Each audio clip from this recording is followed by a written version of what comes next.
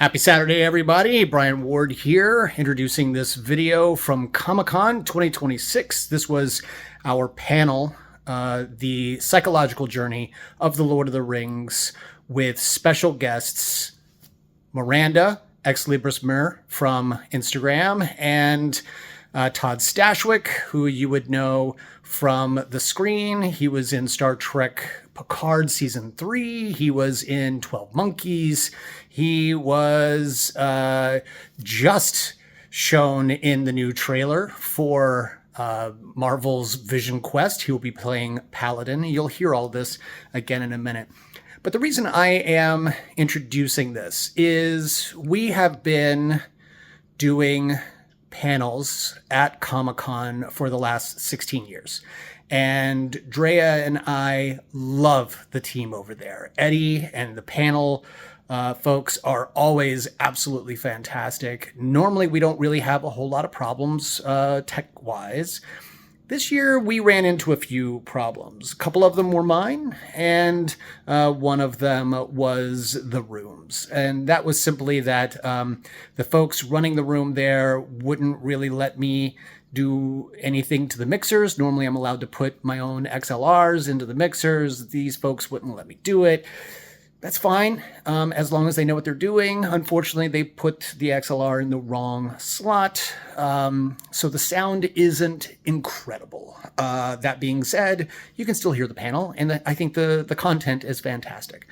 Where I went wrong is I forgot to bring the little screw at the head of my tripod. So when I handed my camera off to a dear friend, Antonio, I gave him basically everything he needed to fail. The video is not amazing. A second friend, Stephanie, shot a backup video, but it's also both of them did a fantastic job, but I didn't feel like you were going to want to sit for an hour and watch two people try to hold cameras for a 50-minute panel. So we have decided not to include the video on this, but we really wanted you to hear the panel because Miranda and Todd and Drea did an amazing job analyzing these very special characters from Tolkien's Legendarium.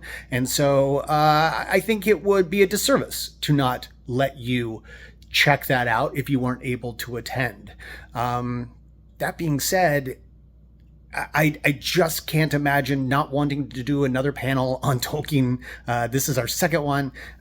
Maybe a third one is going to come up soon. Who knows? I certainly hope so. They're a fantastic group of panelists, and having conversations like this just really make my year a lot of the time. So yeah, I hope you feel the same way after seeing our panel.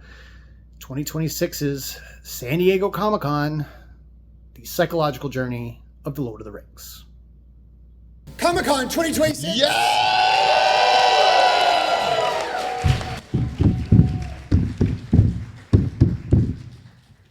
Right now, there is an exclusive wristbandy, whatever, party for One Ring something, or Rings of Power happening. You know what they don't have?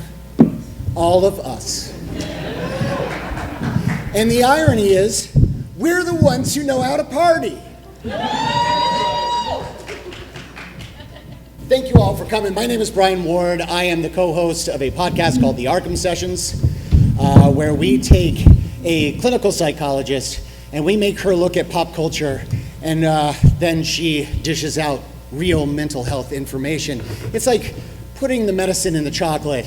You're going to have a really good time, I promise. Joining me, as always, is that clinical psychologist. By day, she is a psychologist at UCLA.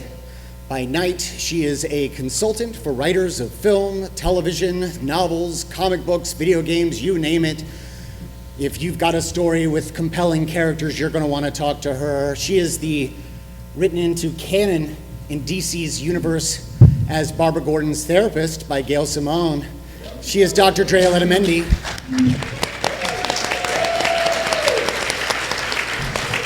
Thank you.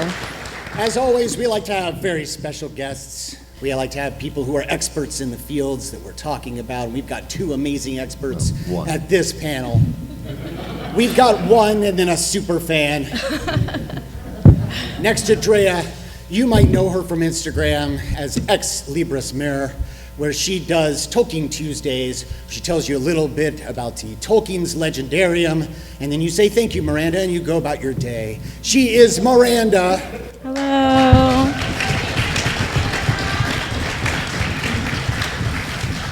And then we cannot have a panel like this where we're talking about Tolkien without inviting our very dear friend.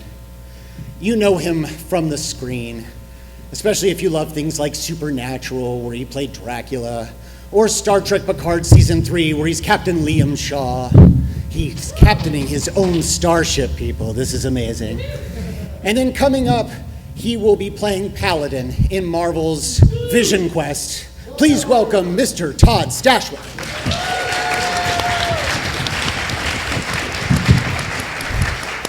You will also want to know him because he is the co-founder of ProgCore Fantasy, where he is taking all of your favorite, all the little things that make you feel like you were playing games in the 70s and the 80s, and the shag carpets and Rush and Styx and all of that, and all of the amazing artwork.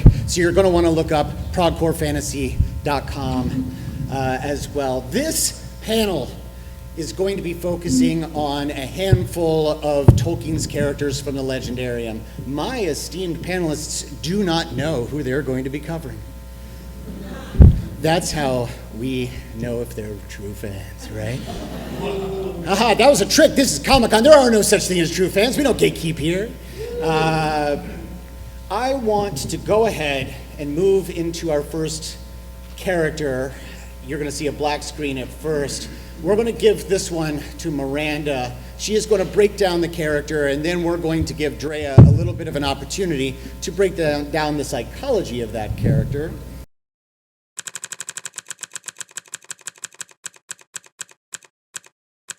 I wish the ring had never come to me. Oh. This feels like a little bit of a layup, but Whoever follows you up is going to have we're going to talk about Frodo.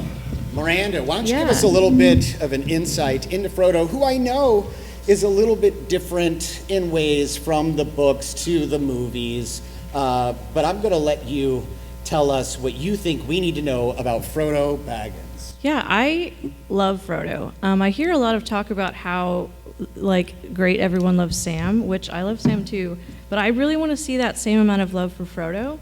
He is a hero in this story. So Frodo is a hobbit from a pretty well-off family in the Shire.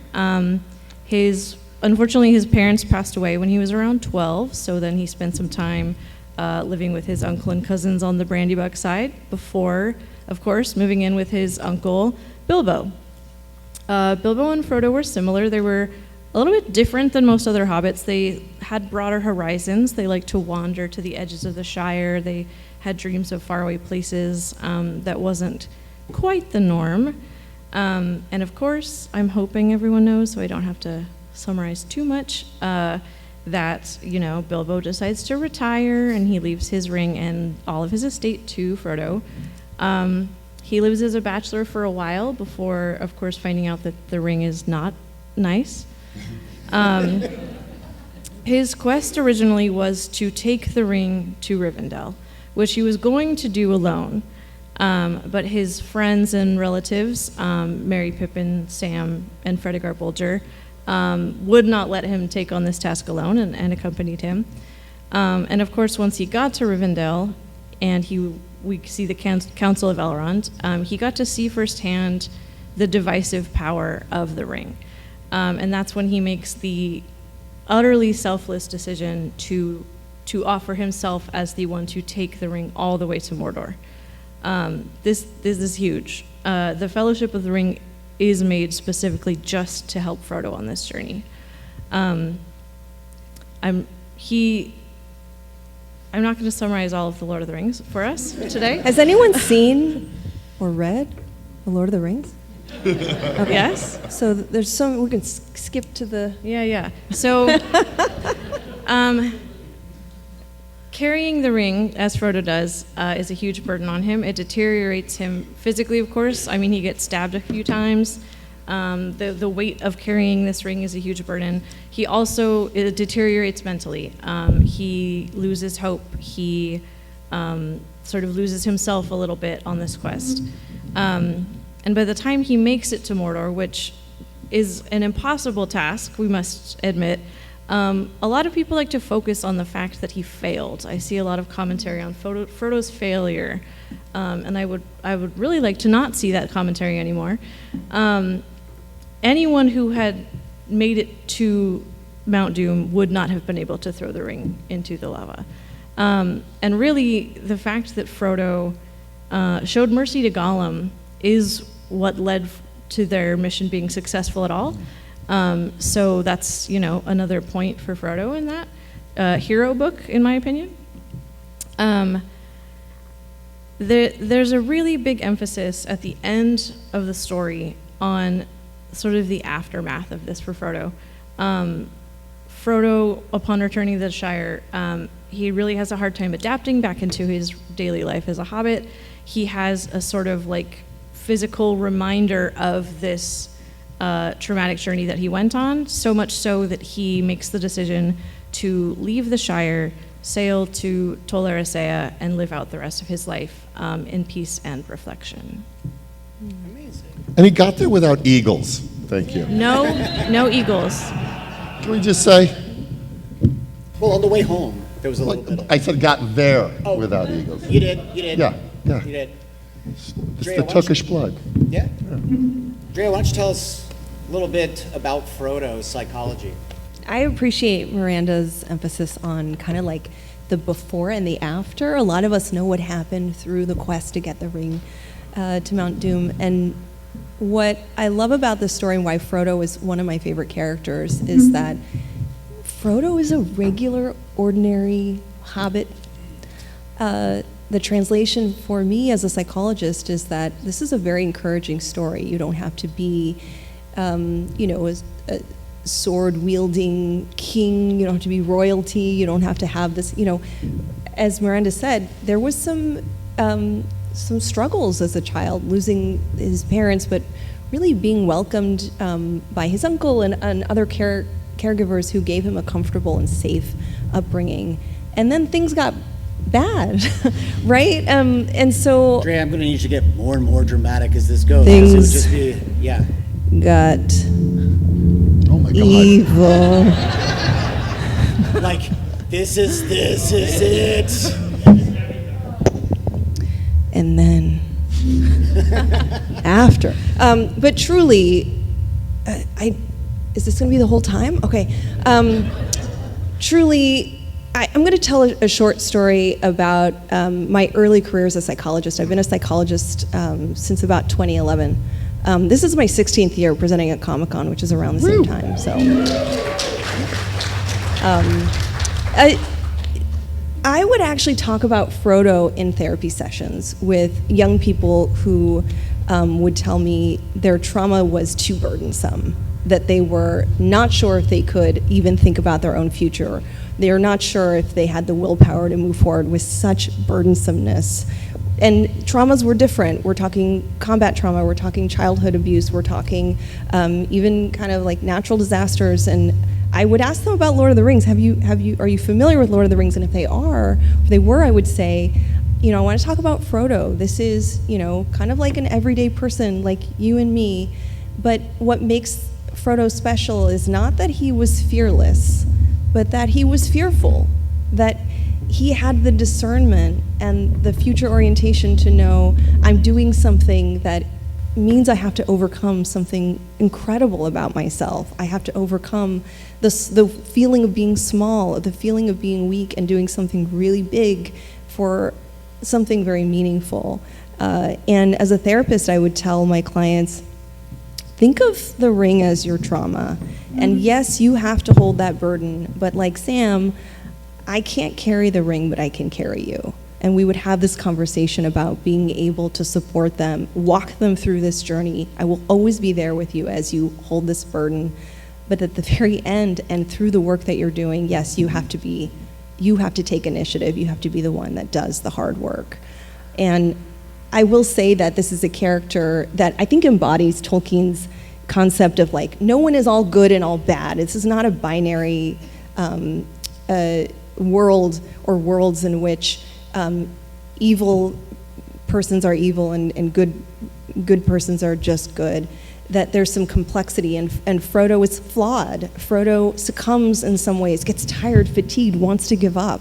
And it's the people around Frodo, especially Sam, who encourages him to be true to his heart. So he has the heart that's going to get the ring to where it needs to go.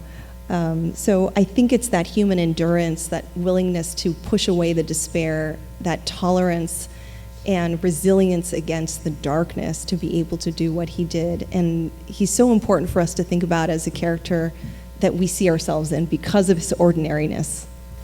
Love that. Thank you. Let's move on to our second character. Are we ready?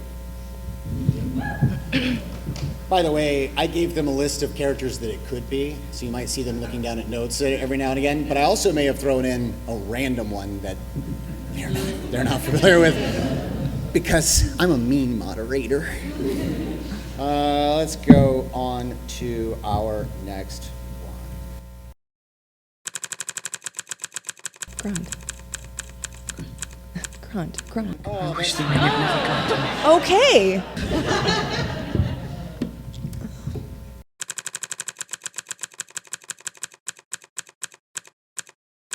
I will let you go, Oh, if you but return what is mine.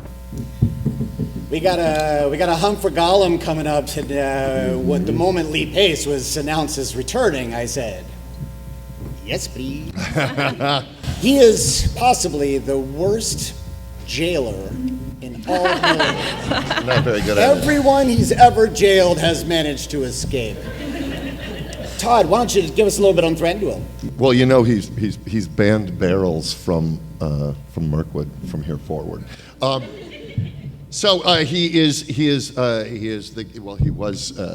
He fought in the War of the Alliance, and then he went to it was at the time it was Greenwood, but then the shadow fell, and he then became the king of the elves, the Sindarin, king of the forest elves. He is Legolas's father. He not fond of dwarves. Not very fond of dwarves, but he, as you were saying, he jailed them. He then returned to fight in the Battle of the Five Armies. He led them there to fight over his share that was promised to him, but dragon fever, man, it kept him from getting what he wanted right then. Proud man, feeling exiled, not allowed back into the Undying Lands. So he's got a big chip on his shoulder, as all the special elves, the elves of Rivendell, are allowed to travel back. So he's got a lot of anger and angst, and I'm very interested. And he takes it out on his boy a little bit, Legolas. I'll be interested to hear how you speak to his pride and his pride and prejudices in regards to his approach to the other denizens of Middle-earth. Yeah. What's interesting is what a lot of people don't necessarily understand about Thranduil too, and you touched on this a little bit, is that this is a guy. A lot of scholars believe that he was probably born in the First Age, so he's probably 6,000 years old around the time that the Hobbit, Lord of the Rings is taking place. This guy's fought in wars. Yeah. He knows what wars look like, and part of the reason Mirkwood is Mirkwood now is because he has decided not to participate anymore, and just would rather feast. Gave it to the spiders. Yeah. And so the spiders take root, and the necromancer takes root, and necromancer is Sauron. But I'm very interested in Thranduil's psychology, because he really is that guy who's been shell-shocked. Yeah. Been through a lot. Yeah, I think that's a good word for him is shell shock. And my understanding is that he truly has seen a lot, as Todd mentioned, in that war, and knowing the power and the really like the dread to be worried about. And a lot of us have different reactions to reminders and I guess triggers, right? So I sort of think Mirkwood was a bit of a trigger for him. Why stay and confront those things? Some of us may deal with that differently. We may, it's kind of a fight or flight situation if you're familiar with how our nervous system handles situations or feelings of anxiety, panic, dread, reminders of past traumas, and this was probably the one. This isn't just like a hard time, like, oh, he struggled. What he experienced in his life, and he did lose a lot of folks, a lot of other elves, right, in those battles. When they fought in the Battle of the Last Alliance, the particular battle they fought in did not go well. No. And he lost his father, they lost like 2/3 of their armed forces, so it was a definite blow to sort of his morale in that point. Right. And like his father's in like the marshes, right? The dead marshes. Yeah. Like he's there. Literally. Like that's what he's going through. And I think that's so undignified. This is a person who cares about pride and glory and the concept of their culture, which was preserving their culture. And these wounds were not just physical, but they were psychological. So when I said fight or flight, there's fight, flight, fawn. Fawning is not what this man's gonna do, right? To kind of, to appease or negotiate or problem solve. He is going to retreat in the opulence of his indulgence, whatever that might be. In a way, he's also kind of refusing to embrace the future. He's digging in to try and build an enclave to preserve, and so therefore outsiders not very welcome, does not like the fact that his boy has taken up with outsiders.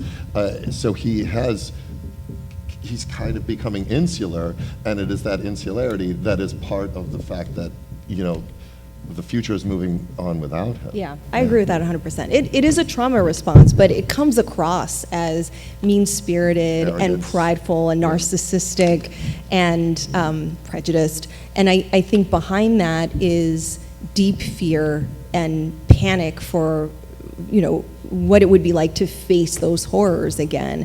And there's jealousy there too, because Yeah. he cannot. I mean, he's not welcome in the Undying Lands. Like, he doesn't get to sail away, sail away, sail away. Oh, yeah. Yeah. Well, he's also someone who knows that evil was vanquished once, but fully believes that it's coming back, but doesn't want to see it. Like, he's very much, if I'm not looking at it, it's not good. Give me some more wine, give me some more feasts. He's just separating himself. Yeah. And I think we know folks like this, so I want to say, like, this is not an emotionless elf. This is not someone who's unwilling to reason and to see other people for their worth. And we do start to see some of that veneer come, dissipate a little bit in some of his interactions where he truly understands that other people aren't out for him. And that what are you preserving if you're in hiding the whole time? What are you actually preserving if you're stuck in the past? So a lot of therapy is probably on the table for Thranduil. Yeah. I just wanted to say Thranduil. Anything but therapy for him. All right, let's move on to our third.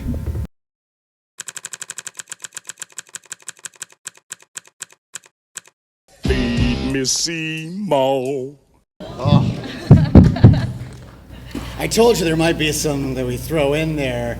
Ungoliant is someone that people who have simply read The Hobbit or The Lord of the Rings don't necessarily know. Miranda, why don't you tell us about Ungoliant? Yeah, well, I mean, what a queen. This one's fun. Ungoliant, who you can read about in the Silmarillion, is a dark spirit. We do not really know her origins. Some say that she was a spirit corrupted by Morgoth. Some say that she was something that just came from the vast blackness outside of the world. But what we do know is that she is a dark spiritual entity who takes the form of a giant spider. Her only qualities, basically, are an insatiable hunger.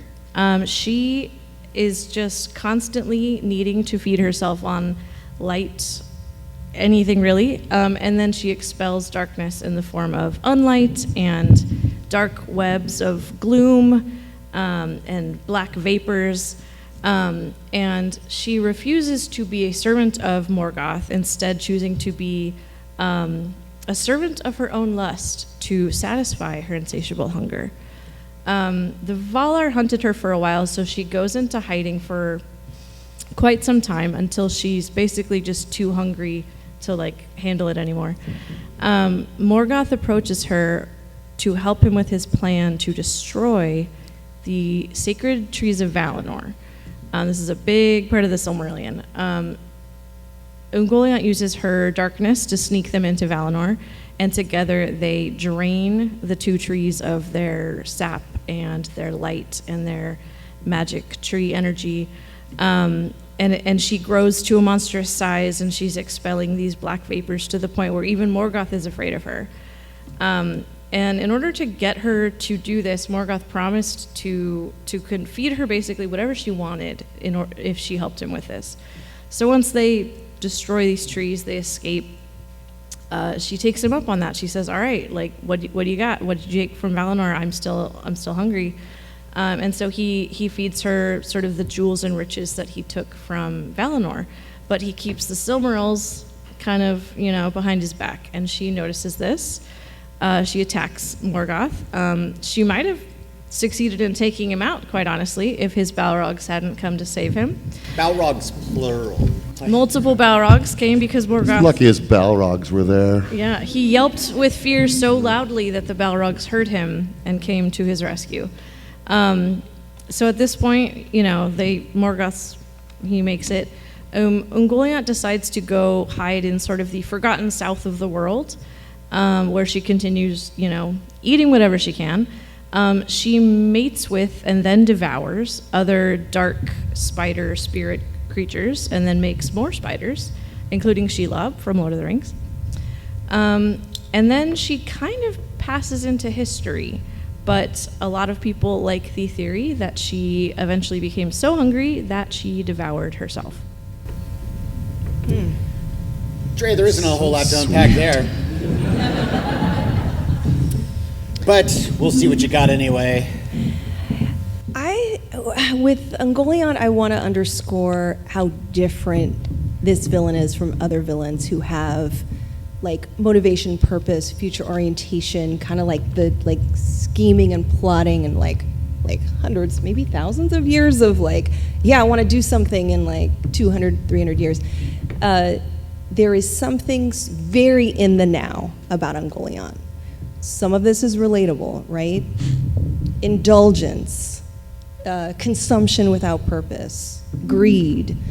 While humans have some of those elements, my argument is that there's no human form of Ungoliant. That I think Tolkien was creating a figure or a presence that's meant to be kind of bigger. Maybe institutional oppression, or some of us understand that Tolkien was particularly open about the destructive ways of the modern industrial world and society. And so I wondered if this character was meant to be kind of a representation, a symbol of that senseless greed and oppression, for us to kind of realize this is not a villain to be reckoned with in the same way. You cannot reason, you cannot barter, you cannot negotiate. This is in the now, and there's something somewhat super dreadful and despairing about that. What I would, interestingly, so much of his writing, whether consciously or subconsciously, was inspired by his time in the war, and how we court destruction for our means, but then sometimes it can get out of our hands. Mm-hmm. And that drive that like if Pandora's box, like once you open that and you think you have control over that, in Melkor's case, like I will get her to do with this, I will make a bargain with this symbol almost of consumption to get what I want, thinking that I can then just cut it off. But then it gets away from you, and it gets away from you, and it gets away from you. Again, thank God he had Balrogs. Thank Ulavatar. And so I think so much of that dark drive that we think we can control, well, we'll just do this to get X, or we'll do this to get X. And it's like, well, no, like once you let the genie out of the bottle, it's going to just keep devouring. Yes. Yeah. And that I wonder if that had anything to do with his time in war, like watching men, mob mentality, do things and destroy and destroy and destroy, and not knowing where the line is. Right, and just like the ring, this concept that like, well, maybe if we just... Just a little bit. Yeah, I'll just work with this little spider for a little... Yeah. Oh, they grew to be too big for me to handle. And here's some jewels. Yeah. Thanks. What I find fascinating about Ungoliant, and you summed it up perfectly, Miranda, is that this is a character that terrified a demigod. Yeah. Like a guy who thought, I'll just use this potentially Maya, character to drain the light of the trees of Valinor, which, by the way, was the only source of light for the entire world at that point. Yeah, the wells of... And the moment she finishes it and is like, I want more, he's like... She's like Claudia. Oh, God. Yeah. Like, just terrified. So she is incredibly powerful. I desperately wanted to talk about her. Drea, something that you said, like when I was first telling you about this character, which is actually what made me think about putting her in here, was you were like, she doesn't really sound like a bad person, though. In a way, this sort of like indulgent in the now mentality is feral enough for me to wonder, like, I don't know, without the cognition and the higher level, like, brain. I'm not saying that she's not intelligent. She has a different type of intelligence, but it's hard for me to say compared to the other villains in the Legendarium. She's like fire. She's right, not choosing to be evil. No, she simply is evil and darkness. Yes. I think, look, for human psychology, some of us have tendencies toward leaning into destructive ways, destroying ourselves, destroying other people. That's totally normal, and in some cases, some people get really trapped in that, and they're very destructive. However, we come with the makeup fundamentally of having some level of remorse, empathy, guilt, shame, all the sorts of things that we're built with that help us understand this ain't the way. Like, this has to stop. This being doesn't have those neurological controls, those safeguards, and so it's hard for me to say, like, this is an evil being. I just don't have that judgment around her. Sure. But I don't want to go anywhere near her. Who does? Let's move on to our fourth character of the night.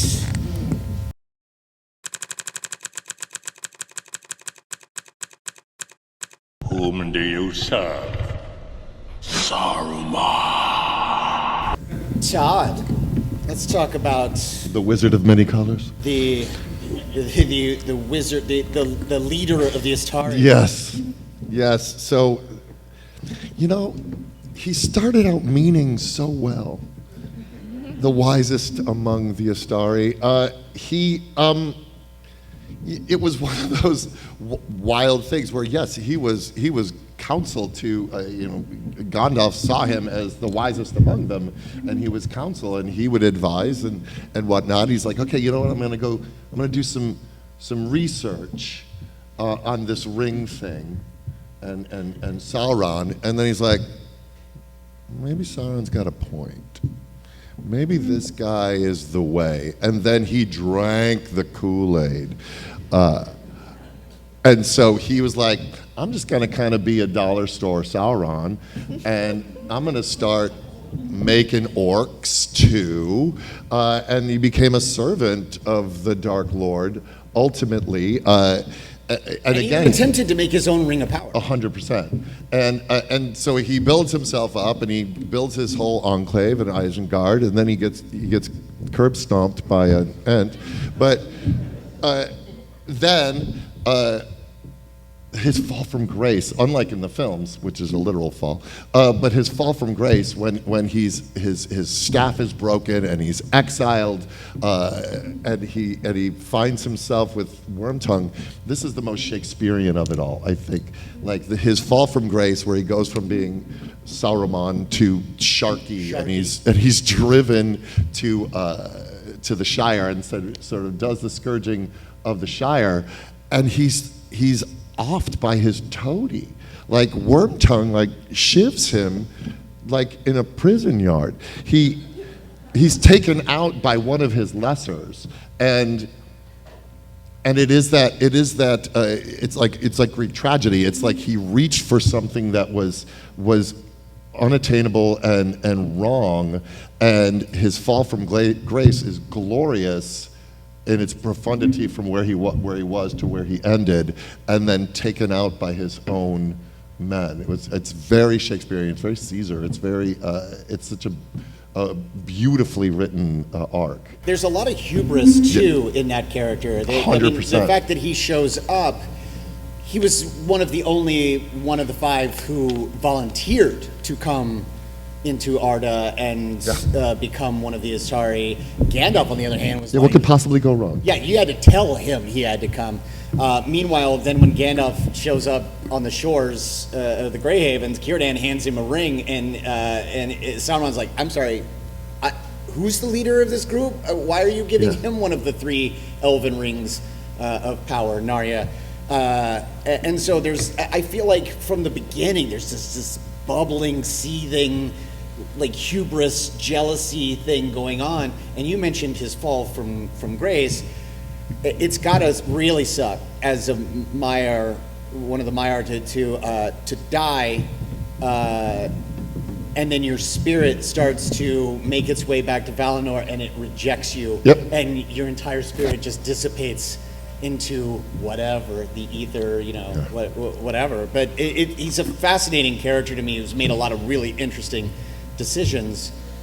Drea, please. I have something that I find fascinating about Saruman. So Saruman's a Maya, like all the wizards and Sauron, and during the time before they came to Arda, when they were still in the Timeless Halls, Saruman served under the Vala Aule, who is the demigod of smithing and crafting. And Sauron did too. They both were servants of Aule. And Aule is not evil, but because of their affiliation with him, they both have like an industriousness, and they have like an arrogance and that hubris. And so it's really interesting to see that Saruman and Sauron are actually very, very similar. They kind of go on different paths, but they end up in a similar place, and they also started in a similar place. For sure. That's great. In the same Thank way you, that Miranda. Aule created dwarves. Yeah. And then Sauron makes Saruman orcs. starts, creates. Me too. Yeah. Me too. Then. Yeah, I can do that. Yeah. I can make rings. Look how pretty. Yeah, exactly. Yeah. Drea, what you got? He just wants to be loved. No. I mean, I really like this character because I think things could have gone differently for Saruman had there been some validation for his sense of power and importance, maybe even a little bit. My understanding is that the 5 Istari were sent to protect Middle-earth when the idea that Sauron was kind of re-emerging came to light, and so they didn't necessarily band together as a group of 5 wizards or anything that like would travel together. They kind of did their own thing. 2 of them took off the moment they got it. So those were choices, and I want to bring up psychopathy here because I do think that this is somebody who has... Did you say psychopathy? Yes. For those playing at home, please define. Yes. That's the word of the day. No, it's not. So not. Don't write that down. We've been talking about other characters like Ungoliant and even Thranduil who are definitely making some choices that we judged here and that we said, this could be, this is harming, especially Ungoliant, like this is spreading a lot of harm. There's a difference though between someone who desires to spread harm, who has a willingness and an interest in pleasure from oppression, power, and in this case, violence. So psychopathy is that inherent trait that you don't just kind of like pick up. I'm going to talk in a way that forensic psychologists talk. They'll say, look, psychopathy, think about it this way. It's as if your genetics load the gun, but it's your environment, your upbringing, your experiences that actually pull the trigger. So not everybody who has these inherent traits are going to do terrible, horrific, violent things. I guess in this case it would be like genetics string your bow, and then environment Looses the arrow. Looses the arrow. Yeah. Or you write the spell, genetics write the spell, and then your environment casts. You know what I mean? Okay. Anyway, I don't know which one you're you trying know to what I'm saying. So like, you simply because you. So I think Saruman has these inherent traits that y'all have mentioned. This sense, the seething jealousy, need to have power, grandiosity, interest in taking from others. You got the ring, but I didn't get that. I want, so greed and a sense of importance. And it was the environment, unfortunately, that led Saruman to end up doing some terrible things. The environment being, as Todd mentioned, studying all of what Sauron was doing, learning all of the darkness that then he got pulled into. But I want to name some other things. Gandalf and Radagast actually during this time lived with and interacted with the people of Middle-earth. So Gandalf with beings, with people, and then Radagast with the wilderness and with creatures. And they got to interrelate with the real communities. And I think that helped them, that environment helped them find that sense of empathy and purpose. Whereas I don't get the sense that Saruman did any of that. There was this alienation, this isolation, and interest in overpowering these peoples. And ultimately, that's what pulled the trigger. Or cast the arrow. Like hubris, yeah. Yeah. There's so many characters in the Legendarium. As you're speaking about Saruman, Saruman is one. I think Sauron would also be another that always seems to think they can overcome the one that came before. What does that say about, what is Tolkien saying there in that, that you would think that Melkor / Morgoth, who is a demigod who literally helped create discord and darkness in the universe, you're not going to get much worse than that, but somehow or another... Hold my mead. What's that? Hold my mead is sort of what he said, yeah. Right. Yeah. Like, Sauron is the one considered the big bad of the Lord of the Rings, and he was a lieutenant to Morgoth. No one would have expected him to have reached the level of power that he did. And then Saruman uses the Palantir to speak to Sauron as if to go, yeah, sure, boss, I'm on your side. Meanwhile, I'm forming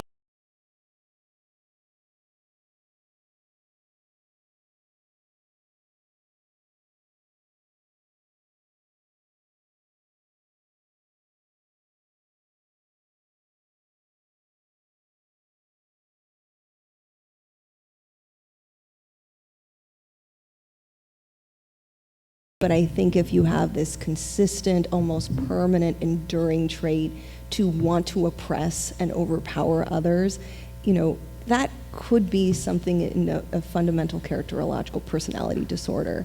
I don't want to get into like the textbook here, but even if the environment is comforting and supportive and there's some other positive reinforcements there, sometimes somebody has that genetic makeup that is very, very strong and enduring and has the ability to, again, with some environmental factors, give that person the ability to do these things. And unfortunately, this was a time where this darkness was available to some of these villains, Sauron and Saruman especially, that the opportunity was there. And so I guess I'm saying, like, it's genetics, it's characterological traits, and it's opportunity.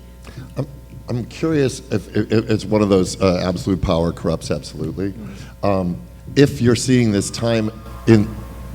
You're absolutely right, Todd. Well spoken. But you're having it is a time in Middle Earth where it's like the rising of men, the leaving of magic in many ways, and they're seeing this opportunity to fill a potential vacuum. They're going, we are at a moment of crisis and change. We are on the brink of Middle Earth becoming something else. Okay, well, it could go this way or that way, and we look at the success of Middle Earth in the War of the Ring, and it was about diversity. It was about dwarves and elves and humans and hobbits working together. And then you have, Thranduil, who's like isolationist. You have Saruman, isolationist. Sauron, control. So you see a new now emerging that, again, people fighting against progress and fighting against the future and a diverse future, tooth and nail, and they will go down screaming and in flames or stabbed in the back by Wormtongue. Yes, absolutely. Let's move on to our fifth character.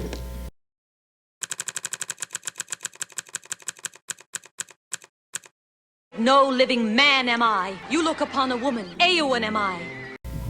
There we go. So we've got Eowyn here. And I'm going to throw this over to Miranda. Tell us a little bit, Eowyn. Yeah, I think Eowyn is one of the most misunderstood characters in The Lord of the Rings, especially because I think her portrayal in the films was not a true portrayal of her.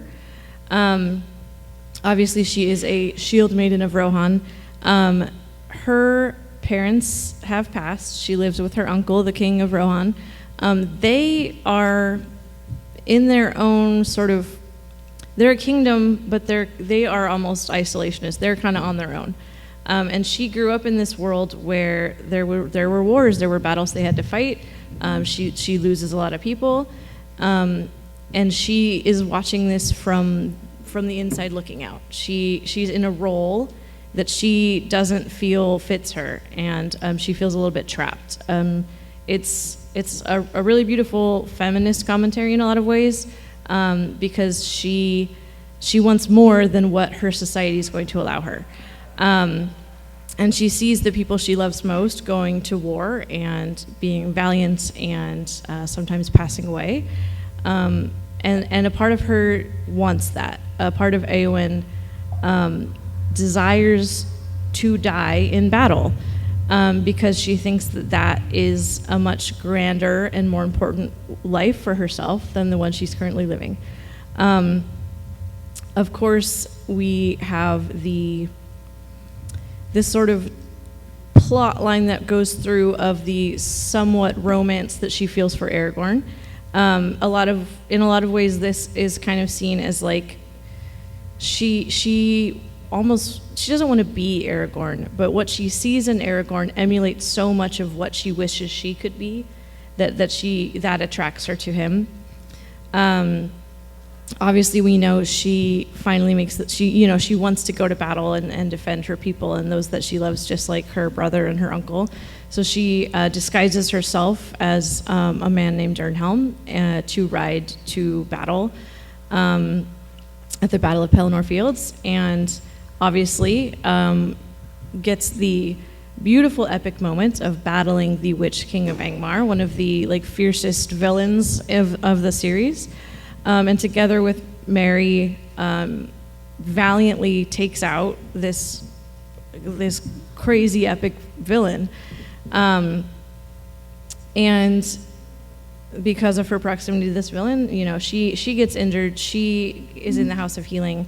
And still, even after this hero moment, she still wants to go back out there. She still wants to go back out, and she wants to rejoin the fight. She wants to go march on the Black Gates because she's still seeking that valiant death in battle. And obviously, when she's in the House of Healing is when she meets my favorite character, Faramir. And that romance is a different sort of goal for her. Instead of seeing only valiance in battle, she sees someone who understands her and wants her to be herself, in a healing sort of way. So like, you don't need to seek these things. And a lot of people, this is where a lot of misunderstanding comes from. Obviously, Eowyn and Faramir, they fall in love, they get married, and she puts down her sword in a way. And a lot of people think of this as like a bad thing, that she's a Shield-Maiden, she should have stayed this hero Shield-Maiden. But I actually think that knowing what we know about Tolkien and how he feels about war after being in a war, the act of her having the peace and the ability to no longer have the need to fight is like one of the most beautiful gifts that he gives her. Her decision to be a healer, she has her own agency to do that. She gets to do that and live a life that she feels is important without needing to feel like she needs to die in battle, which I think is really beautiful. Absolutely. Yeah. And something else that I like, while it's not necessarily about Eowyn directly, is the Witch King, speaking of hubris, he had bought into this prophecy, and correct me if I'm wrong, Miranda, that was it Glorfindel who said that no living man is going to be able to kill that guy, and he went, "Did you hear that? I'm immortal." And then she comes in and is able to deliver this death blow after Mary uses one of. She exploited a loophole. Yeah.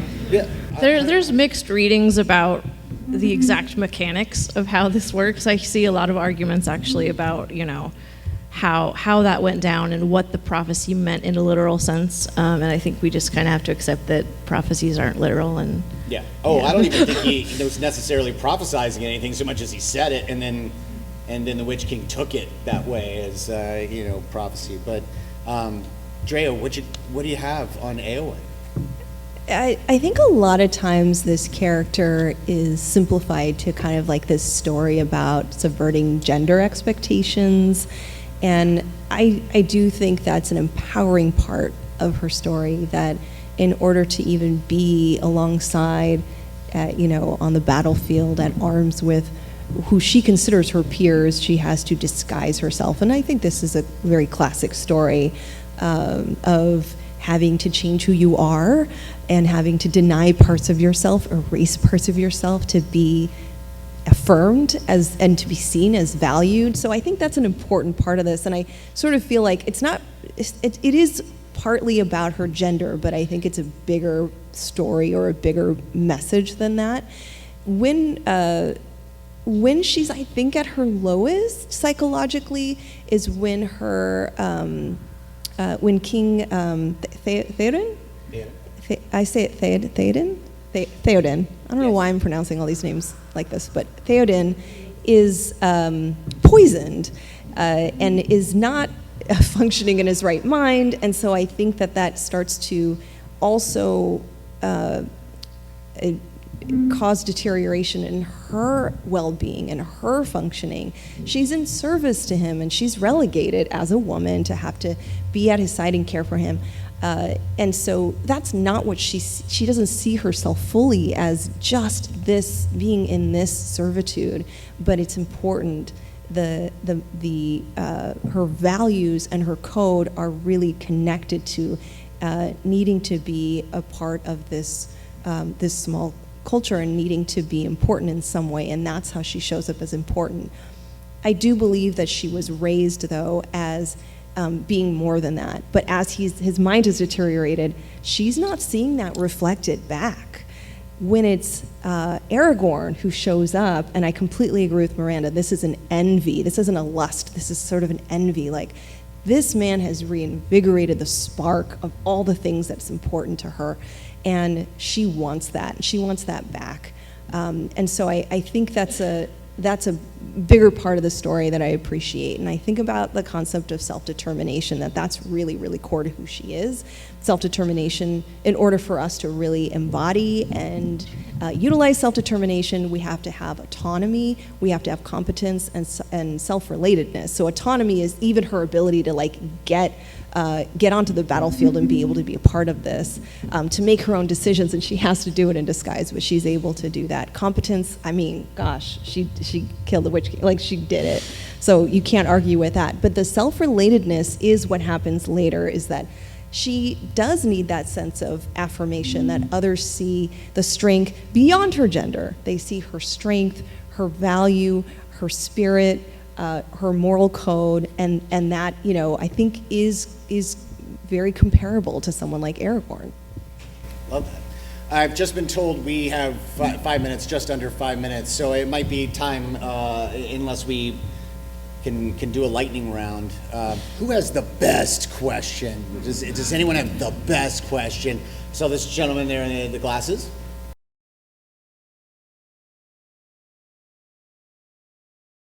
Sure. Yeah. At what point is it nature and what point is it nurture?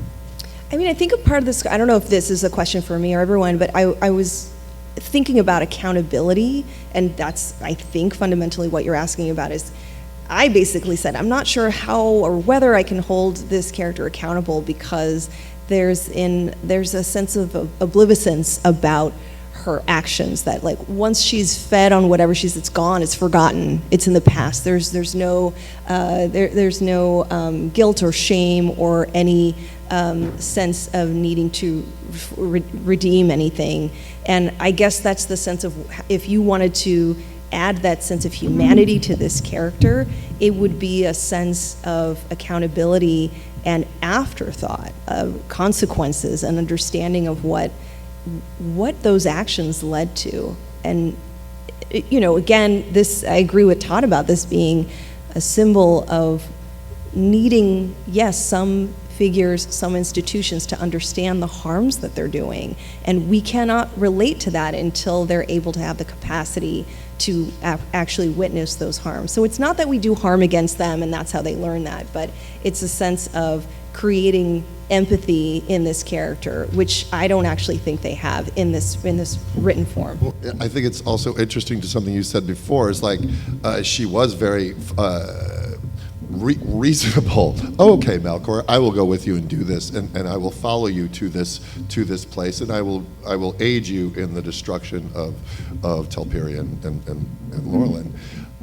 Then she tasted it, and she got a taste of that light, which is, again, then those things echo throughout with the Silmaril, with the rings. It's like, I'm good. Oh, absolute power corrupts absolutely. And then it was like, then she drained the wells. Like, I want more. Once I've tasted like the good stuff, then reason went out. Any sort of reasoning that she had to bargain with went out. So there's the guardrails. Like, is knowing where those it took a Frodo to be able to carry the ring that far. It took it took a Baron to hold the Silmaril. She didn't have the guardrails to begin with, and then when she tasted that power, it changed the equation, you know? I agree. I am being told to wrap it up, so I'm afraid that is the end of the questions. It was an amazing question, so thank you so much. Oh, great. I asked for the best one, and that was the best one we heard. I'm just kidding. That was actually an amazing question. Thank you for asking about Ungoliant. Why don't you good folks tell us where they can find you online? You can find my website, drdreapsychology.com, for all the things I podcast about and write about. I'm a host of the podcast called the Arkham Sessions, which is on Spotify, YouTube now. We have video and audio, and anywhere that you listen to podcasts. I am a Tolkien content creator on Instagram, so you can find me on Instagram at xlibrismer, which most people have trouble remembering and spelling, and that's on me, but xlibrismer, Mer for Miranda. I like that. You can find me at T Stashwick, pretty much just Instagram. And then you can go to ProgCoreFantasy.com, P-R-O-G, fantasy.com, to kind of see all of the fantastical things that we're up to in the world of TTRPG and literature and animation and all the stuff that Bakshi, all the stuff that inspired me to be a creator from the late 70s and 80s and how we can put a fresh coat of paint on it and have a lot of fun with wonder and mystery and danger. And we've got books coming out, and we've got animation coming out, and music and actual play. So go to ProgCoreFantasy.com or just find me at T. Stashwick and watch VisionQuest this October. VisionQuest. Yeah. Awesome. You can find the Arkham Sessions at the Arkham Sessions on Instagram. And I want to thank everyone for making this an amazing panel. Thank you all. I hope you all have a fantastic Comic-Con. The secret word. Oh, yeah, before we leave. I almost forgot. The secret word, Drea. If you are in the Lord of the Rings fan club, I'm holding the secret word for you, and I shall reveal it right now. The secret word is mindful. Thank you for being here. Thank you for participating with us. Brian Ward, our moderator, so thank him for putting this together. Thank you, everybody. Fantastic job. We appreciate you, and if it's not already apparent about our love and passion for this, fantasy is for everyone, and we're so glad you're here with us tonight. Have an amazing Comic-Con, everybody.